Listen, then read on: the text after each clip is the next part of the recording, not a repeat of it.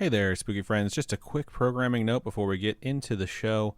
My microphone for this episode did fail for the entire time without me realizing it. However, my backup microphone did record, so the audio is going to sound a little bit echoey because it is about a foot further away from my mouth than normal. Hope y'all don't mind, but we have a pretty good show, so please bear with us and enjoy.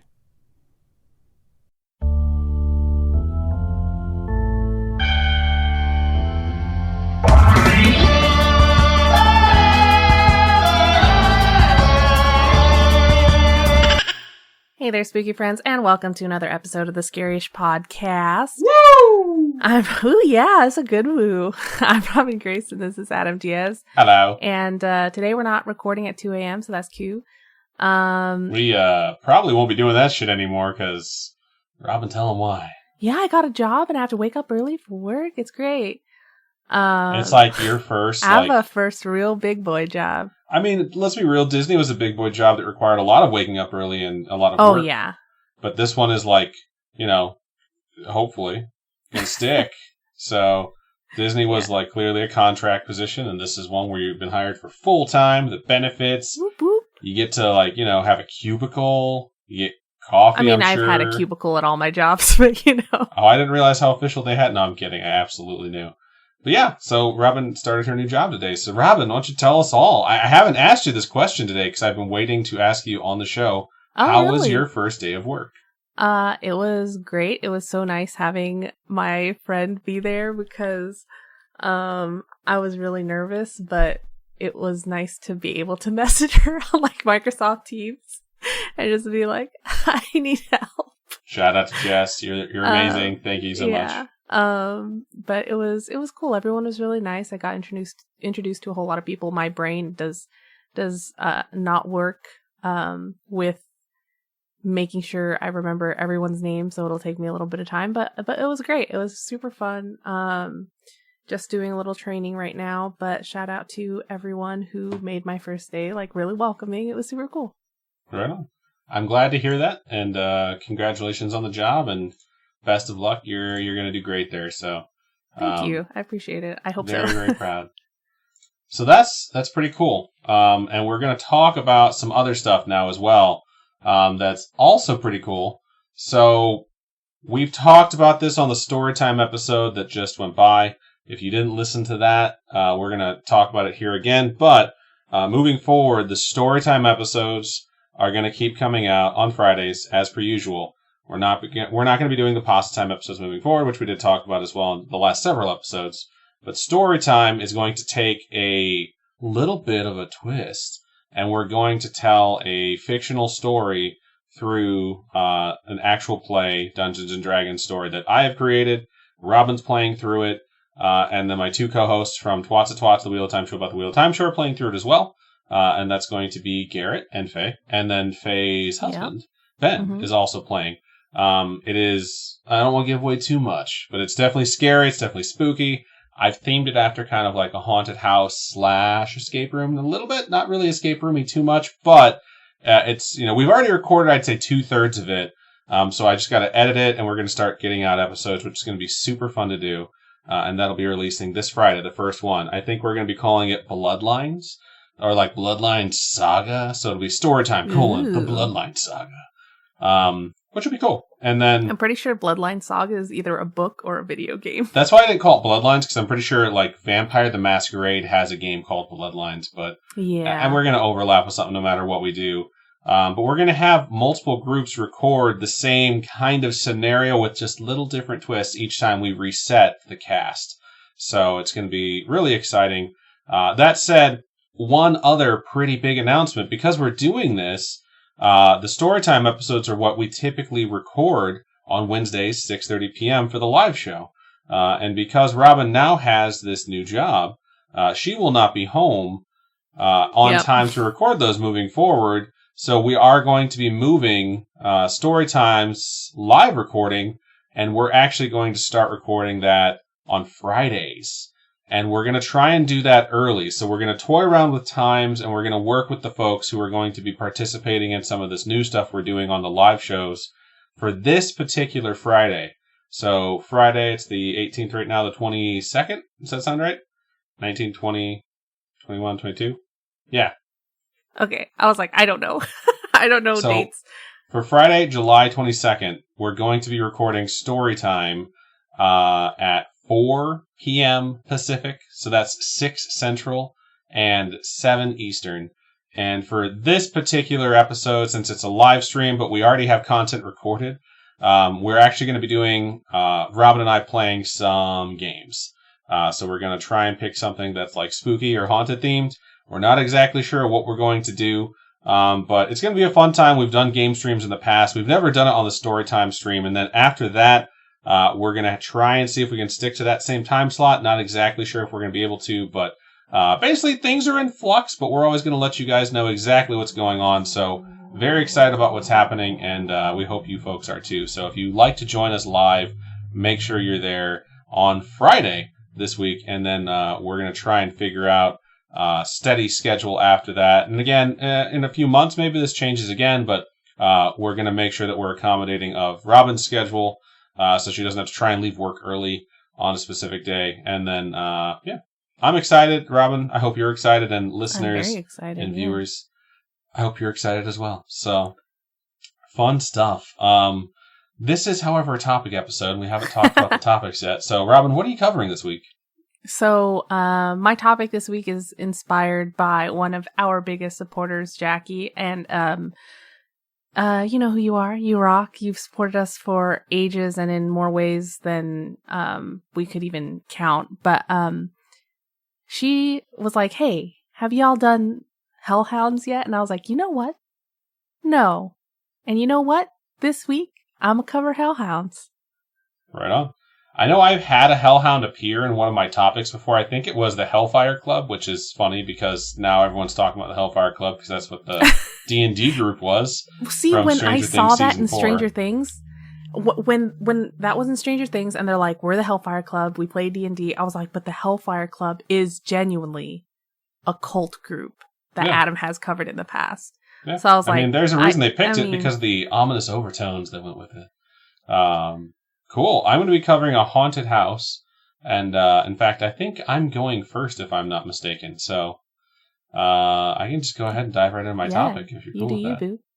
All right. So this week I really wanted to cover a haunted something. Like we mentioned earlier about the Storytime Bloodline Saga, whatever we're calling it, that's dropping this Friday. It is slightly haunted house themed, and it definitely got me wanting to cover a haunted house. The problem that I was facing for this episode is that we are almost 250 episodes deep into this show, which is a lot. And it means we've done almost 500 topics. In fact, we've probably already crossed 500 if you think about it, because episode 0 was 2 topics. We've had multiple episodes where we did like a theme and covered even more. There's been episodes where we've done 3 topics. So I wouldn't be shocked if we've crossed 500, which means that it's very difficult to find something you haven't covered. But our suggestion list is up to date, and I actually started writing a script on Dudleytown, something we had suggested, I think, 3 months ago through Twitter or one of our lesser-traveled social medias, and then we actually had it suggested today by Captain Fakai. And I was like, oh, maybe this is a sign I should cover it. So I started writing it. I was really happy with how my script was going, and then I had that feeling that you get, and it's just this awful feeling in the pit of your stomach when you're writing a script for a show. Like, where have I heard this before? Where have I heard this before? And I was like, shit. So I started scrolling through and searching stuff, and I found Robin covered The Curse of the Dudleys. And it traces them from England to Dudleytown. And so I was like, well, not covering this, so I had to shift gears and switch it up. So I found one that was on our list, and I was like, all right, let's dive into this, and I'm kind of happy I did. So, without further bullshitting you, this week's topic for me is Jan Smut's Haunted House. I've heard the name pronounced Smut and Smut. I'm going with Smut because Smut means dirty stuff. And I just don't want to say that a bunch during this episode. Okay. The main thing I was happy for about this particular topic when I switched is that I have no idea who the fuck Jan Smut is, or that he had a haunted house. So it's always nice to learn something because it adds some sort of general enthusiasm to your topic. And before I learned about Jan Smut's haunted house, I wanted to know about Jan Smut. So, to my disappointment, she was actually a dude. So I was like, well, that's a bummer. But Jan Smut was an interesting man. I could sit here and give you a full book report on General Jan Smut, but I'll keep it brief. He fought in both World War I and World War II, so part of that whole greatest generation that I keep hearing about. He fought with the British in South Africa, so he was on the quote-unquote good guys side. He helped establish the League of Nations, which is the predecessor to the United Nations. And he was supposedly a philanthropist, although some of his opinions that I did dig up would lead me to say, was he though? And he was South Africa's second prime minister from September of 1939 to June of 1948, so 9 years. And there's a lot that happened in those 9 years. As those of you who know your dates will know, he was prime minister through the entirety of World War II. And he also fought with the British during it, which means that, like, that'd be like if the president went and fought with the army during World War II. Like, if FDR was out there just fucking, like, telling people what to do from his wheelchair on the front lines. I was gonna say, there's no way. He could have figured it out. Anyways, there's one thing, though, you have to ask yourself when you hear about this time frame and you're like, oh, a politician from that time period from South Africa, and you have to ask yourself one very specific question, which is, was he a piece of shit? I also think it's safe to say that you can basically ask that question of any politician in any time period, but this time frame is significantly problematic, to say the least. So the answer to that question is, I'm going to let you decide. So I mentioned he was prime minister until 1948, right? He lost an election to the National Party in 1948. And that party that won, they had a campaign slogan. Everyone has a campaign slogan. And theirs was one word: apartheid. Oh. That is the only thing they had for their campaign slogan. It's short, and it gets to the point. For those of you who don't know what apartheid is, you should Google it, because it's pretty awesome, but it basically means that white is superior, everyone else lives in a second-hand way. There's signs everywhere that tells you this is a white-only, it's segregation. That would be like if someone ran here and their slogan was just segregation. Like, so, oppression to, like, apartheid's awful. If you guys don't know what that is, y'all really need to go research and do a little reading, because dig into the life of Nelson Mandela and the things that a lot of these people that were opposed to apartheid had to go through when they were, like, put in prison simply for saying, like, hey, we probably shouldn't be segregated because this is pretty awful. Yeah. But so that said, based off of, like, you know, his previous actions during his life, General Jan Smut, the prime minister at the time, when they were, like, running against each other, the National Party accused Smut of being, quote, under the sway of liberalism and being more worried about his own international standing than promoting, quote, white national interests, end quote. I will say he was pretty famous. He was invited, and it was an honored guest at the wedding of Queen Elizabeth and Prince Philip. Really? She wasn't the queen at the time. But, you know, because he had that standing and because he was, you know, a hero that fought against, you know, fascism during World War II, they stated basically like, you're a liberal and, you know, you should hate people that aren't white. And so he wound up losing the election.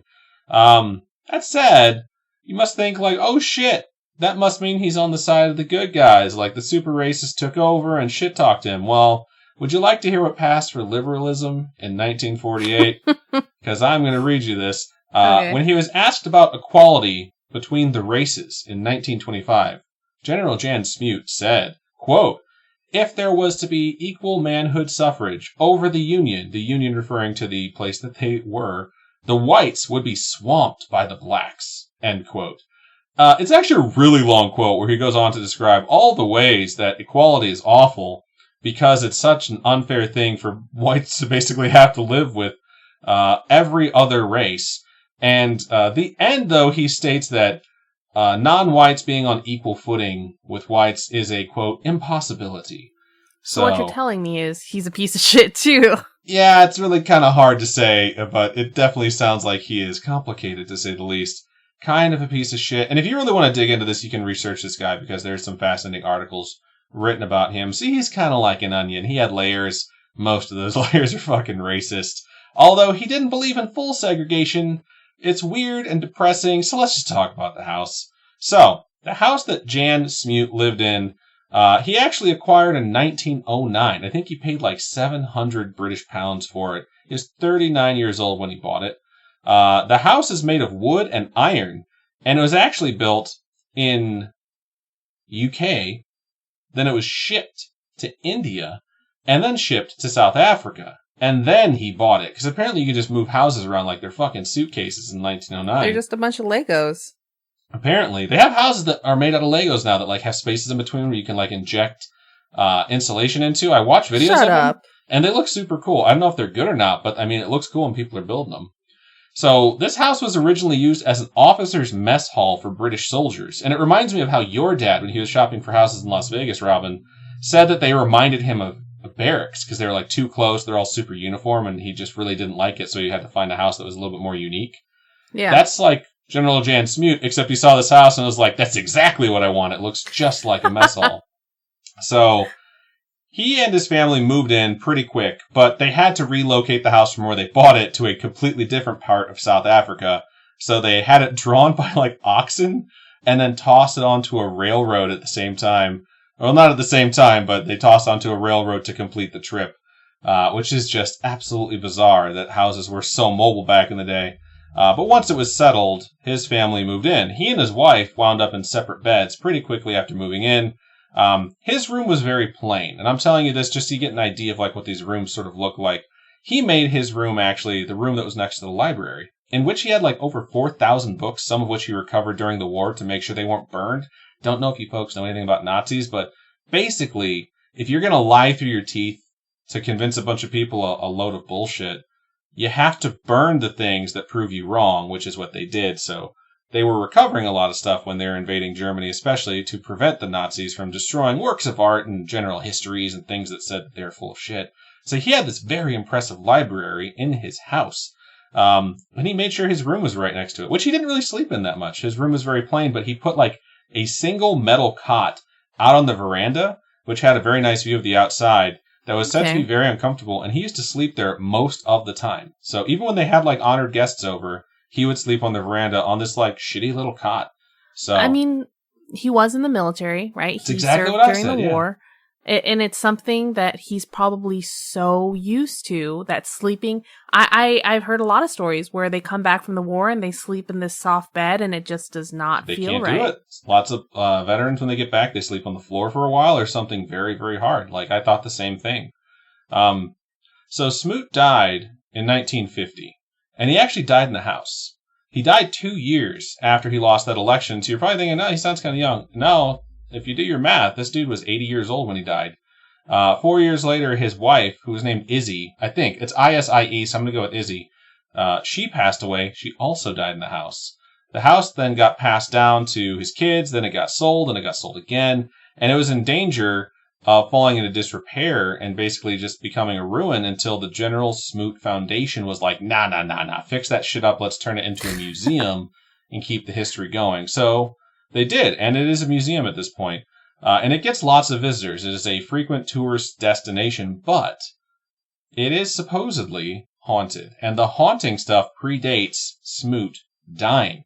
They had a ton of guests in this house because he was a very famous person. They had foreign dignitaries. They had the Princess of Greece who used to go there because she really liked hanging out with Izzy. They had King George VI of England, which is Queen Elizabeth's dad, who was the king. He's the guy from The King's Speech, if you ever watched that, who takes over because his brother resigns. He used to stay there. They let him stay in, like, the master bedroom, and then General Smut would just sleep on this shitty cot on the veranda, and they're just like, whatever, we'll take the big bed, thanks, dog. But they had a lot of people there, and a lot of those people would say that this place was haunted. There was a skeptic that I read an article after he went and visited it, and he stated that even though he doesn't believe in ghosts and spirits, something feels different about this house, and it's not just the thing where it's like, a place that's frozen in time or honoring the memory of someone that's gone. It just makes you feel odd when you're in there. A lot of people talk about how beautiful it is, but it was kind of interesting to read like this person's like take on, I don't think there's going to be anything there, and it's just like, I didn't see anything, but it definitely creeped me the fuck out. Some of the spirits that are seen here are from the time where they didn't live there, because this was a lot. This was a place that existed before they shipped this house out there, and it used to have a different owner, and that owner is actually where this story of haunting comes from. So the story that I found most often written, and it's very, very similar regardless of where you go, is that this spot previously belonged to a family, and the area is called like the Boer or Boer, B-O-E-R area, so it was like a Boer family.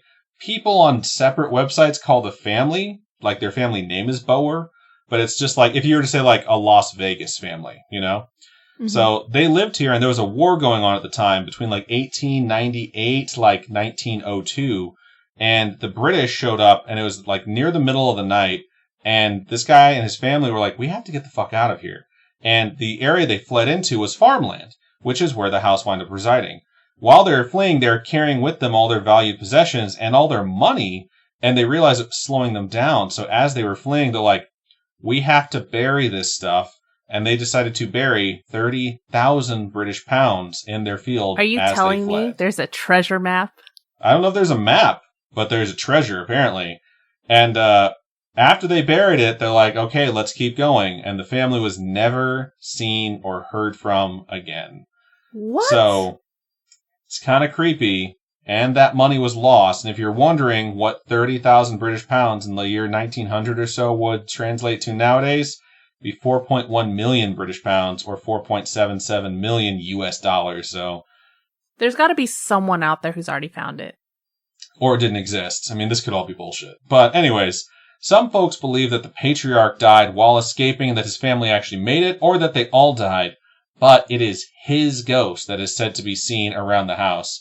And it said he's checking to see what's become of his old farm. Some people say he's still searching for the money he buried. It's the major ghost story of this place, and the major hotspot of activity in the home is supposed to be the bedroom that's just off the dining room. If you're wondering which one is that, I'm about to go visit. Help me out here. It's the green one. It's painted dark green, so they call it the green room. Okay. And a man named George Wilson, who was an editor for the Cape Times newspaper, he stayed in the green room when it was still General Jan Smoot's house. So he woke up at 5 a.m., and while he was looking around, he noticed a man standing next to his bed, wearing a brown suit. He said the man looked kind and not threatening, and kind or not, if I wake up and you're standing next to my bed while I'm sleeping, it's going to freak me the fuck out. Yeah. But George kept his cool, and he reached out to try and touch this man, like, yo, dog, like, why are you staring at me? And when he reached out, the man disappeared before his eyes. I would be scared if I saw that. I would probably wet the bed. And I don't know what he did, but eventually it rolled around, it was morning, and he went to go have breakfast, and he was eating with Izzy, and he told the stories like, this is what happened to me last night, and he kind of expected her to just tell him, like, you're dreaming, or it was nothing, don't worry about it. But Izzy told him, that is the ghost of a farmer who used to own this land, and he wanders around the house in the early hours of the morning every night. So she basically just confirmed, like, oh yeah, that's a ghost. That ghost used to live here, and he's always here. And then she also told him, like, I'm really upset that you didn't know that because you should have asked him where his gold was. And she was, like, annoyed. Like, why the fuck didn't you ask him where the money is? You have to chase that paper, son. Live fast, die young. Bad girls do it well. So, anyways, that was, like, one of the earliest stories I could find. And the Smoots absolutely knew that this place was haunted. Which is funny because, like, this is the most famous story about the house. And why the fuck wouldn't it be? It has a ghost and a buried treasure. Like, what is better than that? That is a twofer. Amateur ghost hunters and paranormal investigators to this day spend time in the house and searching the surrounding landscape. Unfortunately, most of the videos I could find of people from South Africa or people who've traveled here to investigate the house are, you know, a bunch of bros hanging out in the house at night with their Spirit Box app on their phone, which is just so annoying. Like, that thing is so useless. Like, if you think a Spirit Box works, then you can just translate what it does to an app on your phone. Like, come on. That's like my FBI badge when I was a kid that said Federal Boob Investigator being authentic. Like, you have to be convincing yourself because it's not real.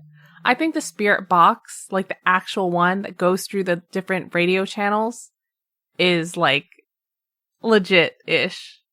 I don't. I still don't. I think it's cool. I think the idea of it is what people think is cool. But when you actually hear things on there, it's weird. When you have an app, it clearly programs it where, like, if you hear this, like, weird app. sound, I know I'm talking about something different. I'm saying when you have an app, that is super fake. When you have a Spirit Box, you're just hearing static and trying to say, like, oh, what do you think that is? But those apps are specifically programmed to say words based off of bullshit static. So it could be, like, a giant range of things. It could just be like, shh, It's like, did it say puppy? And then the stupid thing just flashes puppy. But anyways, let's move on. Lots of people still go here, by the way. This museum has a hiking trail and a park nearby, apparently, but a lot of the reviews, there's like over 1,000 reviews for this place, and they're all very good. A lot of folks take their dogs, and I'm sure it's a good walk. But I would definitely take our corgi and just have her walk around the surrounding countryside because she loves to dig holes. And if she unearthed some gold coins, I'd be like, holy shit, we're rich. Thank you so much, dog. So I wonder how many people are actually taking their dogs hoping they're going to stumble upon like the buried treasure. And I'm sure that would really piss off that ghost in the brown suit, so I would skedaddle ASAP if I found the treasure. Like, what if the money is also haunted? I mean, then I'd probably turn into a skeleton or something like that and pirate Captain Jack Sparrow's ship. So I think that's how haunted coins work. But I don't know. There are folks who still claim that they see the farmer while touring the home, even outside the home, and regardless of the whole early morning thing that was established in the earlier rules set forth by Izzy Smut. Another ghost that apparently resides in the house and has been seen is wearing a uniform of a Royal Hussar or a cavalry regiment of the British Army. So it's like, Is like Theodore Roosevelt looking? Not really. Theodore Roosevelt was a Rough Rider, and it's kind of a completely different country and a completely different regiment. But just think of like a soldier in like full attire, and that's kind of what they see. And it's typical ghost stuff. They see them appear randomly standing in a certain spot when they go to investigate them, or if they look away when they look back, they're gone. And that is definitely very creepy. I couldn't find any identity that folks attached to this particular ghost, just that he is seen in the house and on the grounds. And I understand that too. When I see strangers, especially when they're looking at me, I just want to fade away so they'll go away, preferably scared and screaming. So it's what probably the heck? Pretty beneficial for them. There's also said to be a little gray man ghost on the Alien. property. Could not find anything about the little gray man. I was actually only able to find this reference in a single book that I was looking through called A Brief Guide to Ghost Hunting. There aren't any specific stories about the little gray man, so I guess I'll just keep an eye out if I ever go there. And if you go there, just try and get an interview and see what his deal is so we can post it on the internet. One paranormal investigator who spent around 10 years investigating haunted home claims in South Africa regards the Smut House and other places in South African states as very haunted and states, quote, "The South African ghost is a complex character that reflects a turbulent history and harsh experience," end quote. I really think that can be said about basically any ghost. Like, if you're a ghost, you're sticking around and you have unfinished business, you probably had a harsh life or a harsh death for that matter. So I find most countries, most continents have these spirits that have been just treated absolutely awful in their waking life, and so they're just wandering because it's like, man, fuck, life sucked and we got treated like shit. And you know what we're gonna do? Fucking haunt bitches. It's funny you say that too, because what I find interesting about this story as I was researching is that it doesn't seem like General Jan Smoot or his wife Izzy are seen in this place. I have not found anything that I can find that's specifically stating, oh, I saw them. It's like, despite them both dying in the home, they don't haunt it. They don't dwell there. There's no echo. There's no reflection of their spirits there. Could just be because they're not, ghosts, or that ghosts might not be real. But I think I found like 1 or 2 videos on YouTube with people trying to talk to them on their Spirit Box app. But aside from that, like, all the stories I can find on this don't make any claims about him. They make claims about this farmer that was haunting the place when they got there. I'm sure if I dig hard enough, I could probably find some like Zach Bagels lookalike folks who claim that they spoke to or were possessed by General Jan Smoot, but the actual stories don't seem to mention him. I just thought this was a really interesting one. Like, it's apparently a very famous place to go. It's a very famous haunted house in South Africa. And it's one of the few times that we've done a haunted house where like the owner who died there doesn't haunt it. It's just a different ghost entirely. And there's a buried fucking treasure. There's over $4.7 million buried in the countryside if that story is to be believed. So we're going to say 10,000 patrons. We will go and check this place out and stay in the green room to see if the guy shows up, and I'll be like, yo dog, where's the money? So that is General Smoot's haunted house. Interesting. What if it's right under the house? I mean, that would make the most sense. Like, tear the fucking thing down. I mean, I would dig straight down from that green room bedroom, so that's just me, though. I'll be like, yeah, I'm just going to rent it for the night, and they're just going to hear, like, fucking digging the whole time. But anyways, that was my topic. So before we move into Robin's topic, we're going to take a quick commercial break.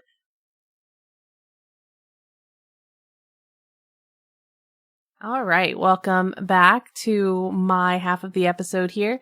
Like I said at the beginning, this was inspired by one of our spooky friends, and a lot of the topics that we do cover have been recommended or suggested by you folks, and a lot of them we would have never thought of.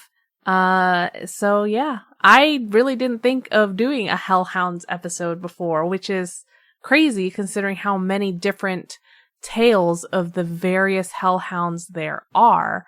I really only thought of Hellhounds as something from Supernatural, the TV show, which if you guys haven't watched, I don't know why you guys should be having watched it. It's over now. It might but be still. because it's 15 seasons long and it feels like quite an undertaking.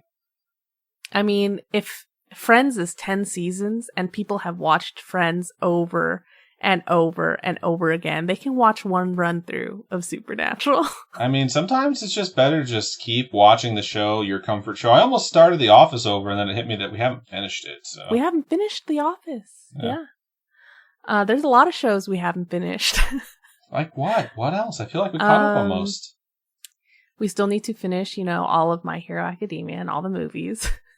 Yeah, I guess that's true. And there's definitely, like, Supernatural. We still have not finished Supernatural. It's 15 We got seasons. 2 It's quite the seasons. undertaking. Like, Ugh. we have like a season and a half left, and like, guys, I'm just so fucking bored. Like, there's just certain points, like, once you see two characters go through like some conflict with one another, and then come out of that conflict, and then like hit the overall conflict of the season, then overcome it, and then they just do the same stupid shit to make them mad at each other, like, over and over and over. It's just, I don't know. It irritates the shit out of me. I do love Jensen Ackles, though. That new season of The Boys was, Yeah, chef's it was kiss. good. But I mean, I watch each season of Supernatural just to hear Carry On, My Wayward Son. Like, I mean, I used to listen to that song in high school. It's not like it just came out when I was in high school, but I didn't need to watch Supernatural. I was listening to that song before that show came out, so. it's just, that it's the last episode of the season. You know what I mean? It's just like, so, yes. Anyway, so my topic this week is Hellhounds. And if you have watched Supernatural, you'll know that Crowley's dogs are these Hellhounds that are invisible, but they are these creatures that go and collect the souls of individuals who have made deals with the proverbial devil, so to speak. And those that have watched Harry Potter have probably seen how Sirius, in his big doggy form, has been seen as a grim or a hellhound type creature in and of itself, sort of. And it's just big black dog. Not an uncommon connection, apparently. There are so many tales of these big black dog hellhound creatures. I know. I'm curious if you investigated the claims that happened in the 80s that atop a skyscraper in New York City, there was actually a weird thunderstorm, and two of the statues of hellhounds came to life. Up! One the keymaster and one the gatekeeper. Not sure if that's in your script at all. It is not, you Ghostbusters nerd, you. Thank you. It's the nicest thing anyone's ever said to me. I know that I see our doggos as my little furry friends who live with us absolutely rent-free. But that relationship with these creatures, these dogs, dates back to an era that no one can really date for sure. Like, it was that long ago. And the domestication of dogs was something that a lot of people consider to be unbelievable in some aspects. Like, it is so out of this world how these dogs came up to us and were like, you know what? I'm not going to eat you. I'm just going to live with you and you're going to feed me. Like, domesticating dogs is so crazy. It's like feral wolves came up and were like, I'm going to eat you. And someone was like, yo, how about I just give you some food and you chill the fuck out? And they're like, okay, cool. It's like, well, this is my food, so you're also going to have to let me pet your tummy. And they're like, I don't know about that. And it's been like that debate back and forth for, since then. They just sort of given up, and now they're just like, just pet my tummy already. And we've just been like, you know what? We're going to breed this dog with this dog and make it look like this really fucked up dog. And then we're going to breed some of these really fucked up looking dogs. And it just became a whole thing. This is why the dog uprising happens in the third episode of Rick and Morty.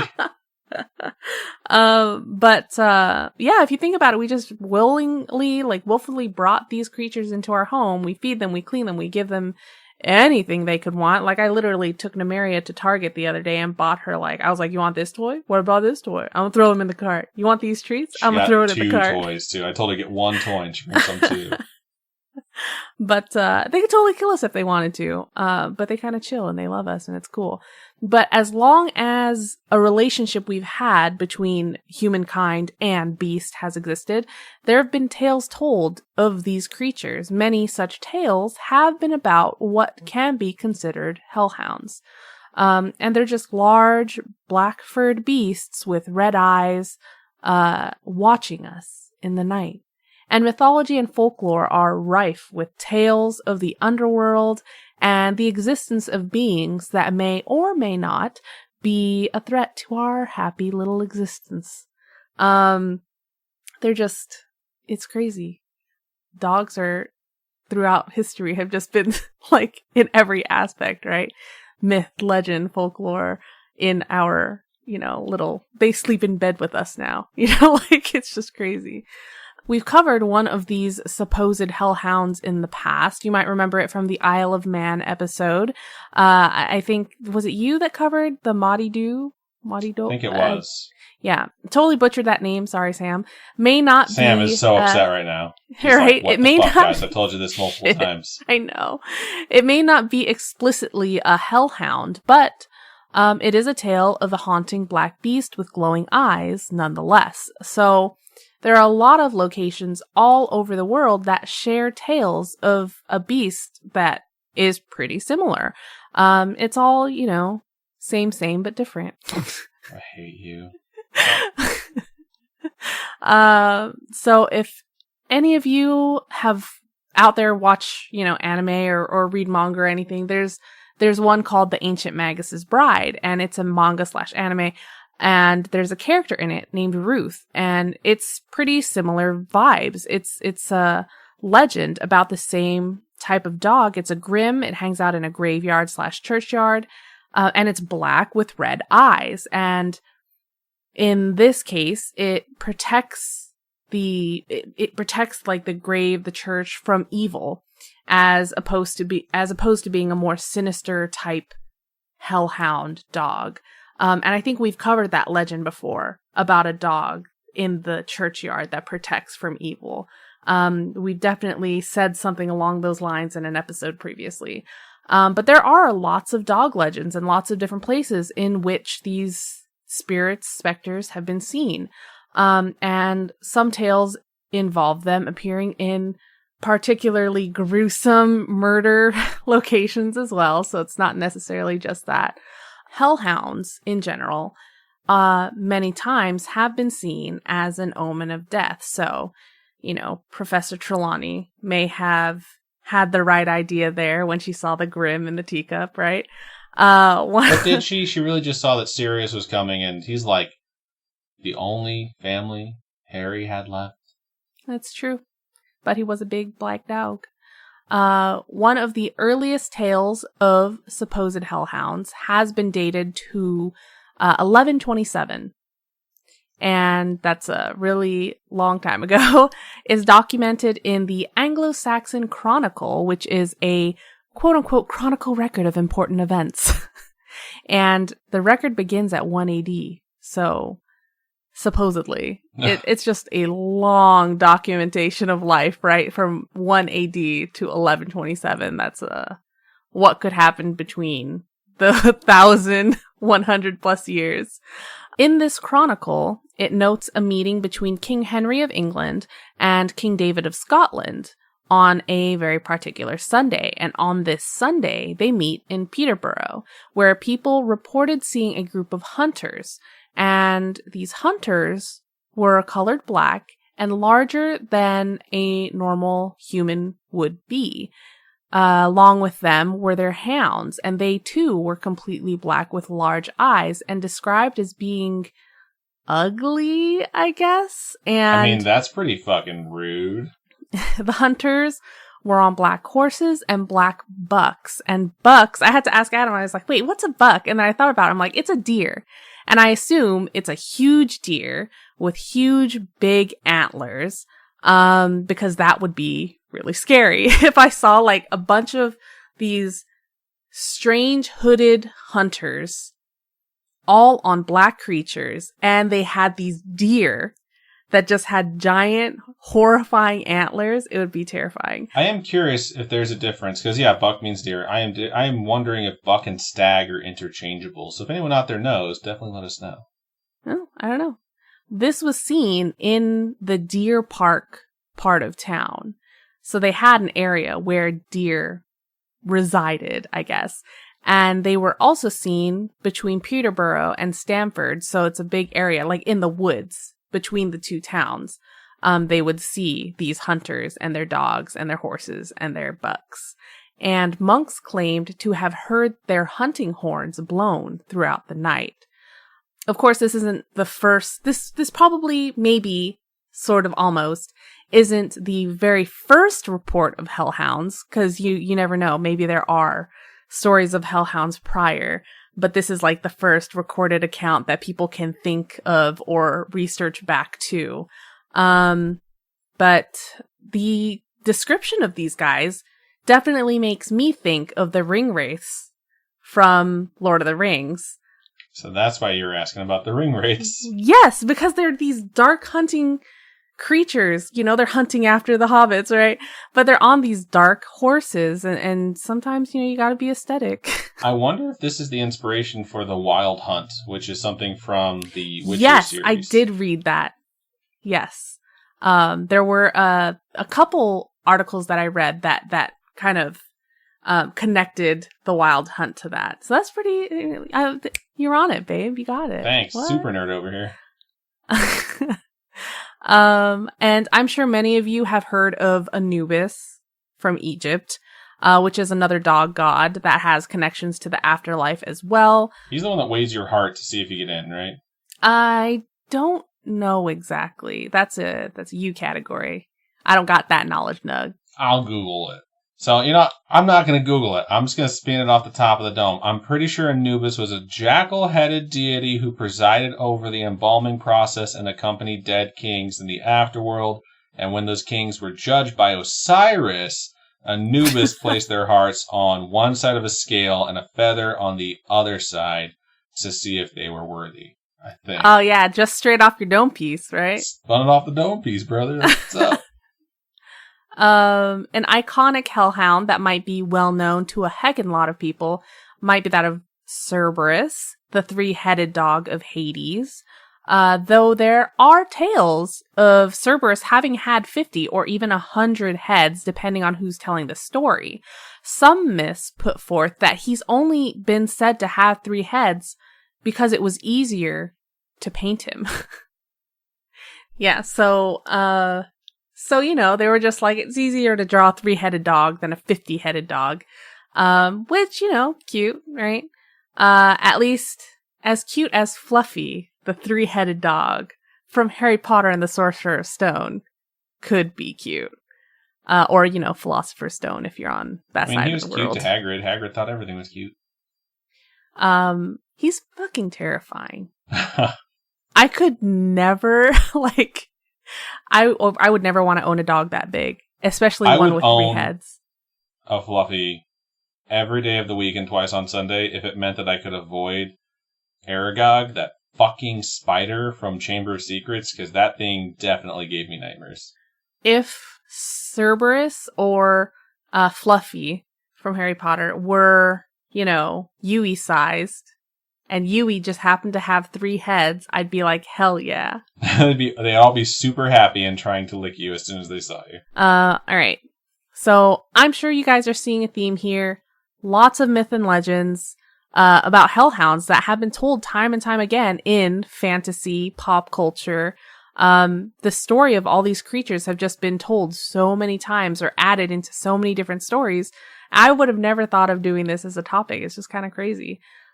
Apparently there's some folklore that is written that you can find on Britannica about a dog or creature named the Barghest. And this tale is from northern England, most especially Yorkshire, and tells of a monstrous goblin dog with huge teeth and claws that only appears at night. And in this rendition of the legend, if you see one clearly, that meant that you would die soon. And if you caught just a glimpse, that you'd live, but only for a few months compared to days. Other names that it's gone by, according to Britannica, is the Demon of Tidworth, the Black Dog of Winchester, the Padfoot of Wakefield, and the Barghest of Burnley. The Black Dog of Winchester, is that Dean and Sam you're speaking of? Yes, absolutely. This, of course, can be connected back to the very hound from Isle of Man as well. So they're all kind of considered to be similar entities. And there's another one from Manchester, and the fun thing about the version from Manchester is that that one is headless, apparently. And then in Lancashire, its feet are pointed backwards, apparently, which is terrifying. And then that version also has like a horrifying howl to it as well. And then other stories say that they're amphibious. Their versions are amphibious. I don't know. It just gets a little bit ridiculous the further down the hole you go, I guess. But the Barghest is said to be the inspiration behind the dogs of Bram Stoker's Dracula. From 1188 to 1902, the Newgate prison in London suffered horrible conditions. It was burned down, demolished, rebuilt, overcrowded, it was filthy, etc., etc. It was just craptastic. And those left in the jail were left in awful stench and dirt and grime and just absolutely nasty conditions. A black dog legend of its own kind of grew from this existence. And it was kind of a symbol of the horrors that were suffered within the prison. A famine swept through England, and it forced these inmates to resort to cannibalism, which is dark. After a scholar fell victim to this cannibalism, after his death, prisoners began seeing the ghost of or specter of a big black dog that would patrol the corridors. And prisoners were convinced that this dog was the man that had come back to take revenge on those who ate him. And legend has it that that dog began hunting down those that were responsible for the crime. So one by one, it would attack them and kill them and eat them. That's like the premise for a movie. I would totally watch that. I would watch that too. I don't know about the cannibalism, but something where the dog goes back and eats everyone would be cool. I've never watched Cujo, but that's an evil dog for sure. Is it? Yeah, dude. But I've never seen it. I don't know. So this, of course, is probably just a tall tale. I mean, the tale is at least 7 feet tall. I hate LOL. you so much. But the guy who wrote it says that it is an exaggeration and just something that he wrote to, I guess, show how horrible of the conditions that they lived in there. But that being said, there are sightings of a black dog in and around Newgate over the centuries, especially on evenings where there were executions. There was an alleyway that they called Dead Man's Walk where criminals walked to their executions. It was demolished in 1904, but Amen Court, near where it used to be, is said to be haunted by the dog. So that big black dog is still seen around there. It's said to glide around and over the prison's remaining wall, because the prison did get demolished. But yeah, over the prison's remaining wall. And it supposedly has a disgusting smell, and you can hear the sound of dragging footsteps as well, which is weird. There's also a tale about something called the Black Shuck. The shuck is supposedly derived from the old word for devil or fiend, or from a word meaning terrifying, but it could all be bullshit. I don't know. Okay. It's like these articles say like, oh, it could be this, or it could be this, or it could be this. And then there's no link or no explanation like, well, it comes from this particular word meaning this. I don't know. But this one is said to exist around Lewiston Abbey, with sightings going back around 500 years, Damn. which is quite a ways away from today. One such tale is about an incident on Sunday, August 4th, 1577. There were 2 churches that had their doors broken down by the Black Shuck. One was the Holy Trinity Church in Blytheburg, and the second was St. Mary's Church in Bungay. During a tremendous storm, quote, consisting of rain violently falling, fearful flashes of lightning and terrible cracks of thunder, which came with such unwonted force and power, the church was as it were quake and dagger, end quote.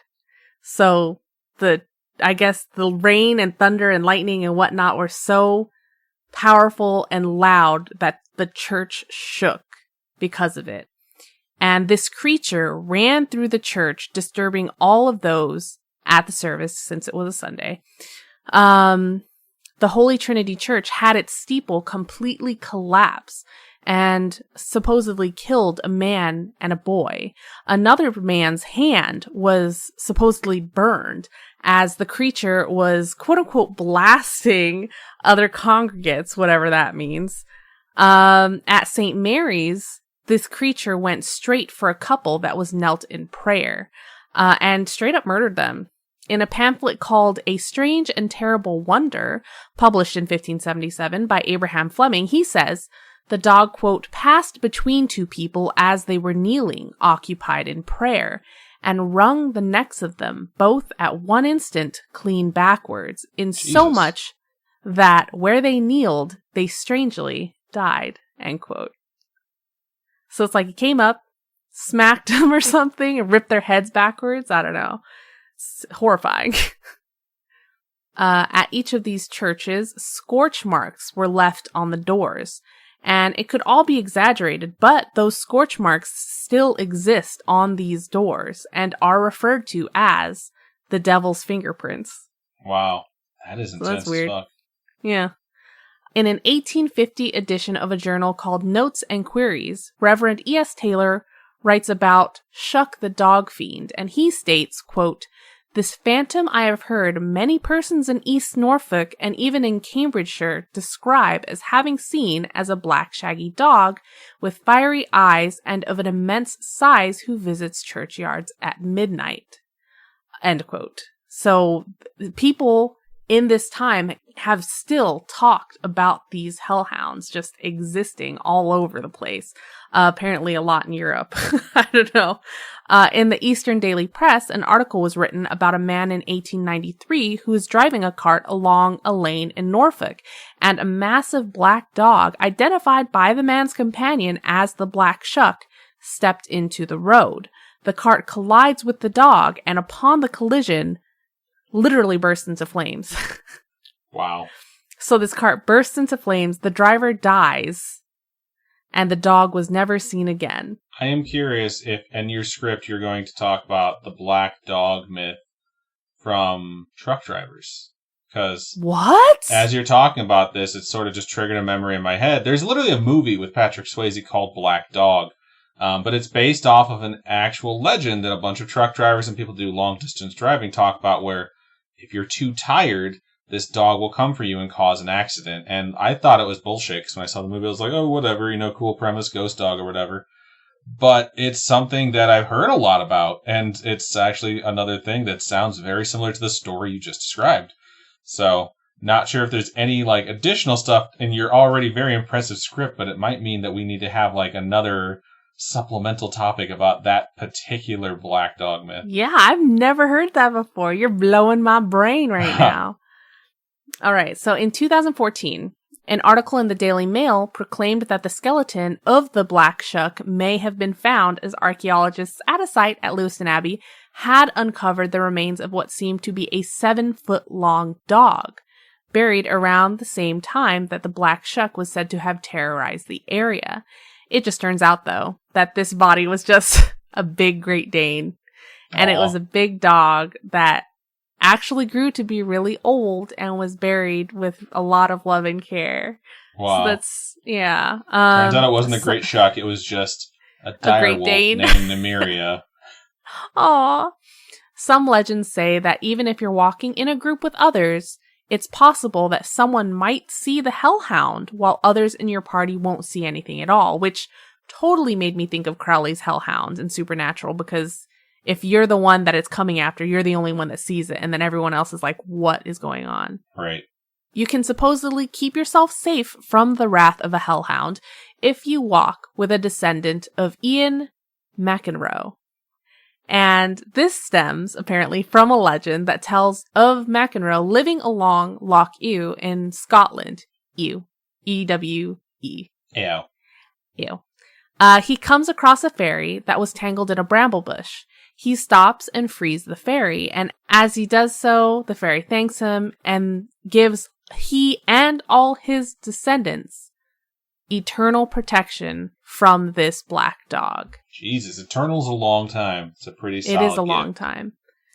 Well, it depends on if his line just keeps having kids, you know. You gotta keep having kids. So if you can, get your hand on a member of that family, you know, do some research.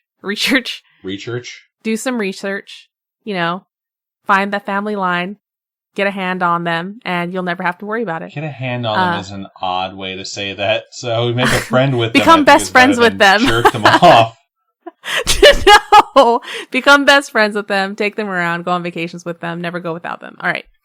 There are those that want to give reason to what it is people are seeing, like maybe it's sleep paralysis, because there are a bunch of things people see when they have sleep paralysis. I mean, if you're seeing an old, creepy woman sit on your chest, seeing a big black dog isn't something outside the realm of possibility.